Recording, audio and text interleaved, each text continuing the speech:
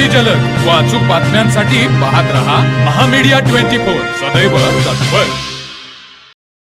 भिवंडी येथील उपकारागृहाचे ग्रिल उचकटून फिल्मी स्टाईलने पलायन केलेल्या एका सर्राईत आणि धोकादायक गुन्हेगाराला कोल्हापूर स्थानिक गुन्हे अन्वेषण शाखेने बेड्या ठोकल्या आहे। रवींद्र धनाजी भोसले राहणार ठाणे असे अटक केलेल्याचं नाव असून त्याच्यावर चोरी आणि घरफोडीचे तब्बल 31हून अधिक गंभीर गुन्हे दाखल आहेत। या आरोपीला एका गुन्ह्याप्रकरणी भिवंडी उपकारागृहात ठेवण्यात आले होते। मात्र 15 मार्च रोजी सायंकाळच्या सुमारास त्याने कारागृहातील बाथरूमचे लोखंडी ग्रिल उचकटले आणि तिथून पलायन केले। या घटनेने पोलीस दलात मोठी खळबळ माजली होती। या प्रकरणी ठाणे जिल्ह्यातील शांतीनगर पोलीस ठाण्यामध्ये गुन्हा दाखल करण्यात आला होता। बंदीवानाने पलायन केल्याचा संदेश महाराष्ट्रभर भिंतारी यंत्रणेद्वारे देण्यात आला होता।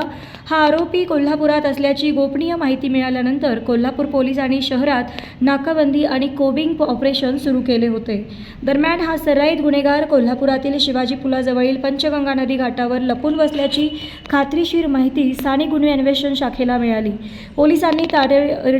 पोलिसांनी तातडीने या ठिकाणी धाड टाकून रवींद्र भोसले याला ताब्यात घेतले।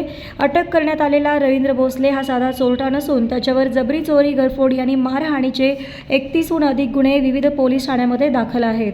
कोल्हापूर पोलिसांनी त्याला पकडल्यानंतर शांतीनगर पोलीस ठाण्याचे सहाय्यक पोलीस निरीक्षक सुरेश चोपडे यांच्या ताब्यात दिले आहे।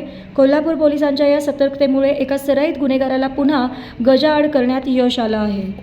तर मग चला सबस्क्राईब करायला विसरू नका महामीडिया 24 न्यूज चॅनलला। महामीडिया 24 सदैव तत्पर।